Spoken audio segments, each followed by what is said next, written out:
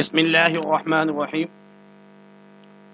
آج کا جو ٹاپک ہے بہت ہی امپورٹنٹ ہے، حصہ جیم سیکشن سی۔ اس میں ایک ہی سوال کرنا ہے 2021 میں، جو کہ 20 نمبر کا ہے۔ کیا ہے وہ؟ کسی مصنف یا شاعر کی طرز تحریر کی خصوصیات لکھنی ہیں۔ تو آج ہم انشاءاللہ العزیز مرزا غالب کے بارے میں پڑھیں گے کہ اگر ان کے بارے میں تبصرہ اگر آتا ہے تو اس میں کیا لکھیں گے۔ حصہ جیم مرزا غالب۔ یہ تو ہم سب کو معلوم ہے کہ مرزا غالب جو ہے 1797 میں پیدا ہوئے ہیں آگرہ میں، اور ان کے والد کا نام مرزا عبداللہ خان، اور ان کی جو تصانیف ہیں دیوان غالب، ریختہ، مکاتیب غالب، عود ہندی وغیرہ، اور وفات جو ہے وہ 1869 میں ہوئی ہے۔ مختصر حالات زندگی: نام اسد اللہ، لقب مرزا نوشا۔ یہ ایم سی کیوز بھی، کثیر الانتخابی سوالات میں بھی یہ بات پوچھی جا سکتی ہے۔ اور ان کے جو خطابات تھے نجب الدولہ، دبیر الملک اور نظام جنگ۔ پہلے تخلص کیا تھا؟ اسد، بعد میں کیا ہوا؟ غالب۔ والد کا نام عبداللہ بیگ، 1797 میں پیدا ہوئے ہیں آگرہ میں، اور 1869 میں انتقال ہوا ہے دہلی میں۔ ابتدائی تعلیم شیخ معظم سے اور نذیر اکبر آبادی سے حاصل کی۔ اس کے بعد ایک نو مسلم ایرانی سے تحصیل علم حاصل کیا۔ اس کے بعد مرزا غالب اپنے چچا مرزا نصر اللہ بیگ کے ہمراہ دہلی چلے آئے، اور یہیں کے ہو رہے۔ 1830 میں مرزا اسد اللہ خان غالب کلکتہ بھی گئے تھے، اور واپسی پر لکھنؤ میں بھی قیام کیا۔ وہیں واجد علی شاہ کی تعریف میں ایک قصیدہ لکھا۔ واجد علی شاہ نے عذرائے قدردانی 500 روپے سالانہ وظیفہ مقرر کر دیا۔ غالب فارسی زبان کے ماہر اور بڑے زبردست شاعر تھے۔ اپنے فارسی کلام کے مقابلے میں اردو شاعری کو بے رنگ منعش کہا کرتے تھے، لیکن آج ان کی شہرت اور مقبولیت ان کی اسی اردو کلام کے باعث ہے۔ مرزا غالب نے اردو غزل کے دامن کو بہت کشادہ اور وسیع کر دیا۔ اس کے اندر نئے نئے خیالات اور مضامین کو جگہ دی، پرانی فرسودہ روش سے احتراز کیا۔ طرز تحریر کیا ہے کہ 20 نمبر کا سوال ہوتا ہے، ویسے تو اکثر 15 نمبر کا ہوتا ہے، لیکن اس مرتبہ وقت کم ہوگا تو یہ 20 نمبر کا سوال ہوگا۔ اس میں ایک تو عمدہ تمہید لکھنی ہوتی ہے، ابتدائیہ، تعارف، انٹروڈکشن، اور دوسرے نمبر پہ جو کام لکھنا ہوتا ہے 10 سے 12 خصوصیات، لیکن اس میں تکرار نہ ہو، ڈبلنگ نہ ہو۔ ہر خصوصیت کی وضاحت کے لیے مناسب الفاظ، مگر شعری مثال کی طرز پر نثری ٹکڑے تحریر کرنے کی ضرورت نہیں۔ اگر مصنف کے بارے میں ہے تو نثری ٹکڑے لکھنا ضروری نہیں ہے، ایک دو لکھے بھی جا سکتے ہیں۔ اور اگر کسی شاعر کی طرز تحریر کی خصوصیات پر تبصرہ کیا جا رہا ہے تو 10 خصوصیات میں سے 5 یا 6 میں شعری مثال بھی دینی چاہیے۔ اس کے بعد 3 یا 4 جو مستند ناقدین ہیں ان کی رائے لکھنی ہوتی ہے۔ ناقدین کی آراء تقریباً 3 یا 4 لکھنی ہوتی ہے۔ جوابی خاکہ اس طرح کا ہوتا ہے۔ کچھ باتیں اس میں سے ہم پڑھیں گے جو کثیر الانتخابی سوالات میں بھی آ سکتی ہیں۔ نام اسد اللہ، تخلص اسد اور غالب، پیدائش کے بارے میں، وفات کے بارے میں، لقب بھی ہو گیا۔ وفات آگرہ میں پیدا ہوئے، شروع میں ان کا تخلص اسد تھا، بعد میں بدل کر غالب اختیار کیا۔ بہادر شاہ ظفر کے دربار سے ان کو کئی القابات سے نوازا گیا۔ غالب کے والد عبداللہ بیگ اور والدہ عزت النساء بیگم تھی۔ ان کے دادا مرزا کوکان بیگ مغل بادشاہ شاہ عالم کے زمانے میں ترکستان سے ہجرت کر کے ہندوستان آئے اور آگرہ میں مستقل سکونت اختیار کی۔ غالب تقریباً 4 یا 5 برس کے تھے، والد کا انتقال ہوا۔ والد کے بعد ان کی پرورش ان کے چچا نصر اللہ بیگ نے کی، جو آگرہ کے صوبیدار تھے۔ غالب 8-9 برس کے ہوئے تو ان کے چچا کا بھی انتقال ہو گیا۔ اس طرح غالب کم عمری میں ہی بے سہارا ہو گئے، اس لیے ان کی تعلیم باقاعدہ نہ ہوئی۔ ابتدائی تعلیم فارسی زبان کی مولوی محمد معظم سے حاصل کی۔ غالب کی شادی امراؤ بیگم سے ہوئی۔ انہوں نے 11 سال کی عمر میں شاعری کرنا شروع کر دیا تھا۔ غالب زمانے کے حالات کے پیش نظر آگرہ چھوڑ کر دہلی چلے آئے اور آخری دم تک یہیں رہے۔ غالب کو بہادر شاہ ظفر کے دربار سے 50 روپے اور ریاست رامپور سے 100 روپیہ ماہانہ وظیفہ مقرر تھا۔ غدر کے بعد یہ پینشن بھی بند ہو گئی۔ 1860 میں پینشن بحال کر دی گئی، لیکن پھر بھی غالب کی مالی حالت بہت خراب تھی۔ ہمیشہ تنگ دست رہے، مگر خودداری کا دامن ہاتھ سے نہیں چھوڑا۔ اردو کے اس عظیم شاعر نے دہلی میں وفات پائی۔ مرزا غالب کی شاعرانہ خوبیاں ہیں اور بھی دنیا میں سخنور بہت اچھے۔ کہتے ہیں کہ غالب کا ہے اندازیں بیاں، اور غالب اردو شاعری کی وہ عظیم ہستی ہیں جو کسی تعارف کے محتاج نہیں۔ آج اردو غزل کے میدان میں جو مقام و مرتبہ مرزا اسد اللہ خان غالب کو حاصل ہے، وہ کسی دوسرے شاعر کو نہیں۔ غالب کی شاعرانہ خصوصیات درج ذیل ہے۔ غالب اردو شاعری کی وہ عظیم ہستی ہیں جو کسی تعارف کے محتاج نہیں۔ آج اردو غزل کے میدان میں جو مقام و مرتبہ مرزا اسد اللہ خان غالب کو حاصل ہے، وہ کسی اور کو نہیں۔ ان میں سے کون کون سی خصوصیات ہیں؟ نمبر 1، غالب کی شاعری ان کی زندگی کا آئینہ ہے۔ نمبر 1، زندگی کا آئینہ۔ نمبر 2، شوخی اور ظرافت ان کے کلام اور مزاج کی اہم خوبی ہے۔ عشقیہ مضامین کا بیان، تصوف کے مسائل کا بیان۔ غالب کی شاعری عشق حقیقی اور عشق مجازی کا خوبصورت سنگم نظر آتا ہے۔ جدت پسندی، معنی افرینی، ندرت بیان ان کی اہم شاعرانہ خصوصیات ہیں۔ بقول نیاز فتح پوری، غالب نے نئی زبان پیدا کی، نیا لب و لہجہ عطا کیا، نیا انداز بیان ایجاد کیا، اور سب کچھ انس و اعتماد کے ساتھ کیا۔ غالب نے اردو اور فارسی دونوں زبانوں میں شاعری کے علاوہ نثر نگاری میں بھی اپنے جوہر دکھائے۔ میر کے بعد اردو غزل کے میدان میں غالب کا کوئی ثانی نظر نہیں آتا۔ ان کے کلام میں شاعری کی تمام خوبیاں موجود تھیں۔ نکتۃ خیال، سادگی، پرکاری، سلاست، روانی، فلسفہ فکر، جدت طرازی، اختصار وغیرہ۔ کچھ باتیں امید ہے کہ آپ نے سمجھ لی ہوں گی۔ اب پیپر میں قصہ لکھنا ہوتا ہے، حرف آغاز پوچھتے ہیں کہ وہ کہ غالب کون ہیں، کوئی بتلاوے کہ ہم بتلائیں کیا۔ مرزا اسد اللہ خان غالب کا تعارف کرانا بلا شبہ سورج کو چراغ دکھانے کے مترادف ہے۔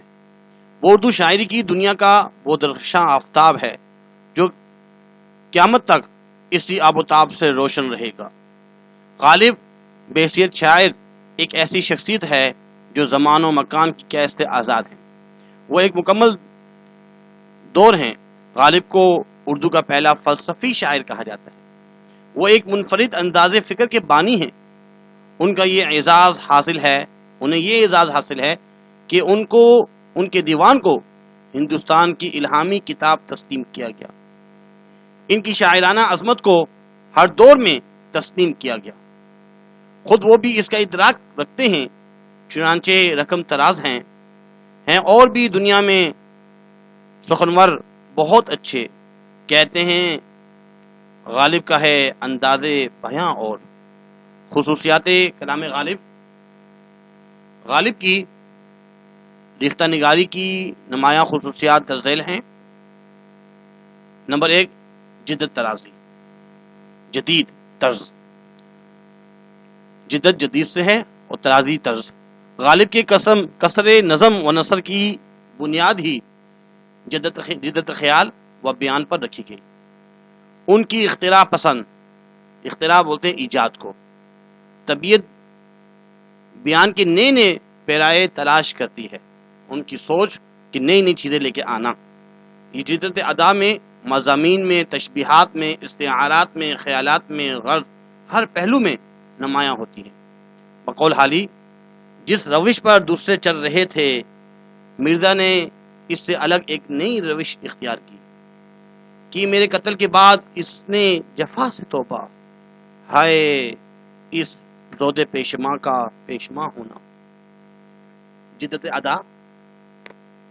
غالب کی شاعری میں جہاں نتن موضوعات بیان ہوئے ہیں، وہاں ان کا طرز ادا بھی بہت مختلف اور منفرد ہے. جدید ادا، ادائیگی جو ہے وہ بھی جدید طرز. وہ معمولی مضامین اس حسن و خوبی سے شعر میں باندھتے ہیں کہ دل میں اتر جاتے ہیں. غالب کی شاعرانہ عظمت کا کثر ان کی جدت ترازی پر تعمیر ہوا ہے.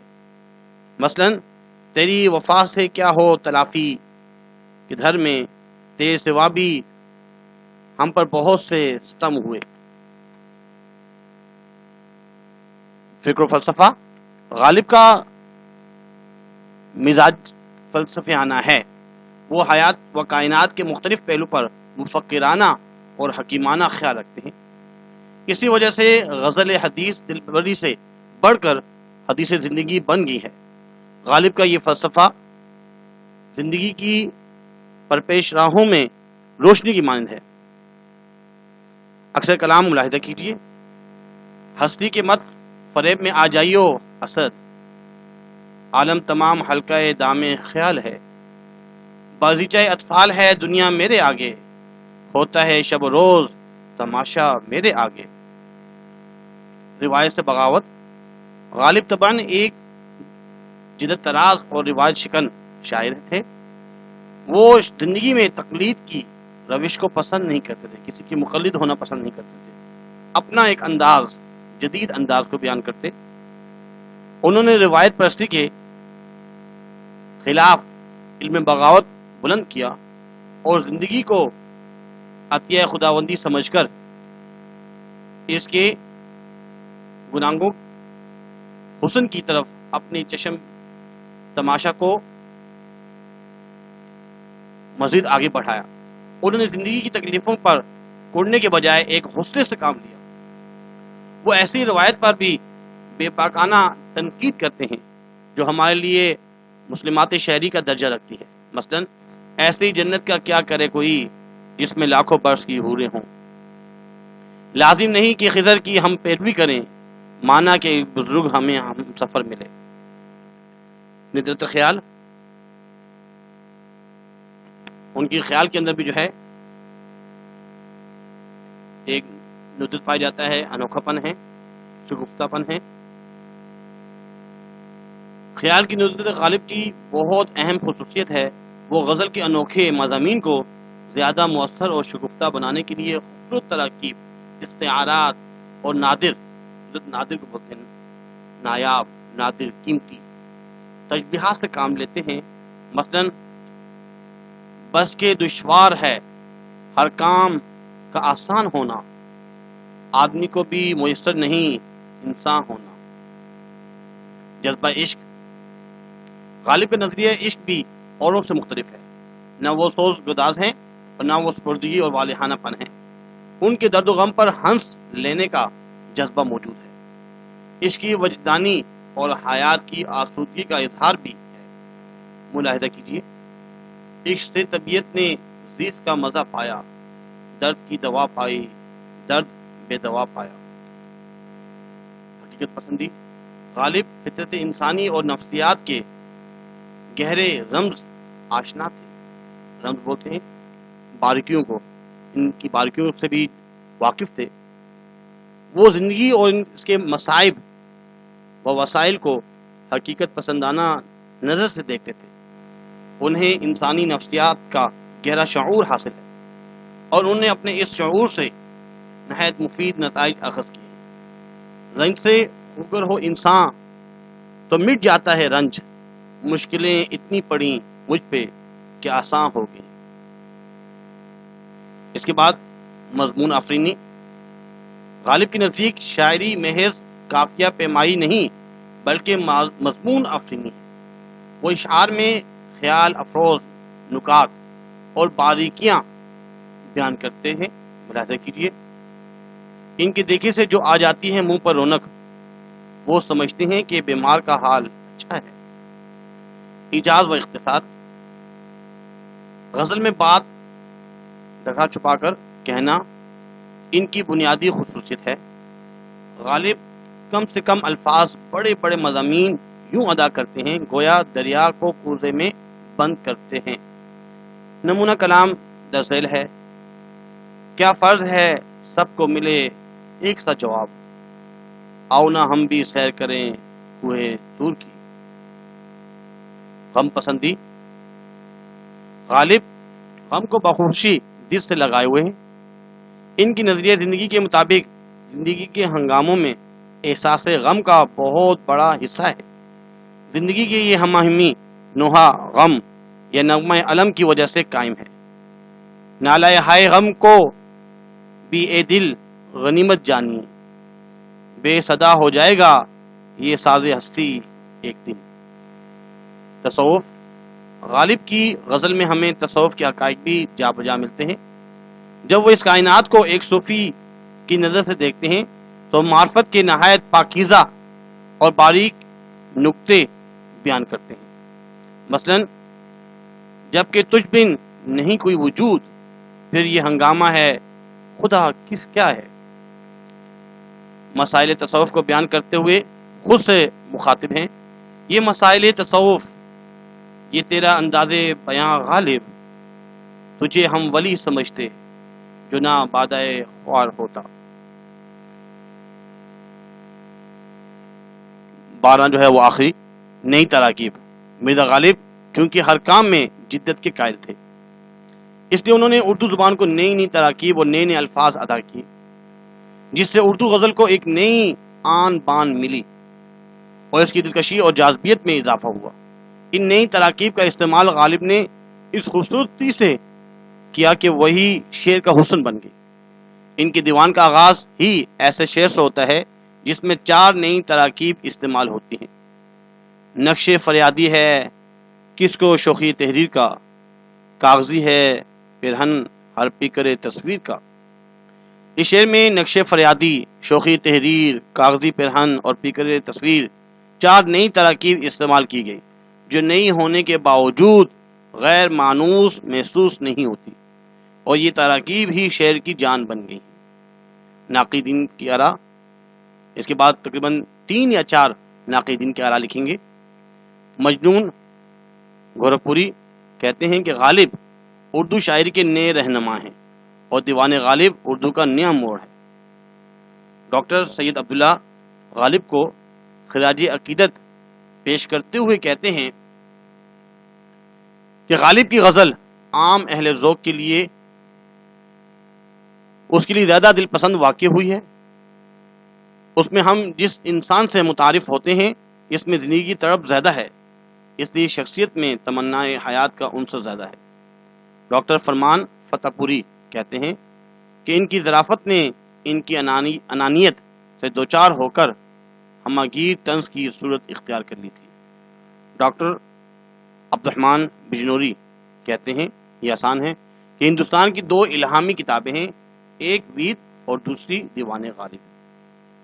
پروفیسر رشید احمد صدیقی کہتے ہیں، یہ بھی بہت آسان ہے، کہ مغلوں نے ہندوستان کو 3 تحفے دیے، تاج محل، اردو اور مرزا غالب.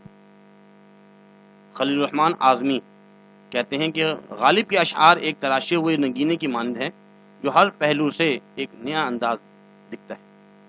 فیض احمد فیض لکھتے ہیں غالب ایک فرد نہیں، ایک نسل ہے، ایک ایسی نسل کا نغمہ جو دفنائی نہیں گئی۔ خود غالب اپنے بارے میں کہتے ہیں، درخور قہر و غضب جب کوئی ہمسا نہ ہوا، پھر غلط کیا ہے کہ ہمسا کوئی پیدا نہیں ہوا۔ حرف آخر غالب کی جدت پسندانہ فلسفہ کی گہرائی، انسانی فطرت سے مکمل واقفیت، حکیمانہ تخیل، خیال کی بلندی، نردت کلام، یہ تمام خوبیاں مل کر ان کو ایک بلند اور عظیم شاعر ثابت کرتی ہے۔ خود غالب کا کہنا ہے، اگر اپنا کہا آپ سمجھے تو کیا سمجھے،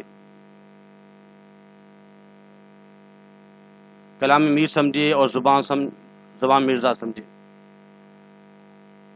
مزہ کہنے کا جب ہی ہے، ایک کہے اور دوسرا سمجھے، مگر اپنا کہا یہ آپ سمجھے یا خدا سمجھے۔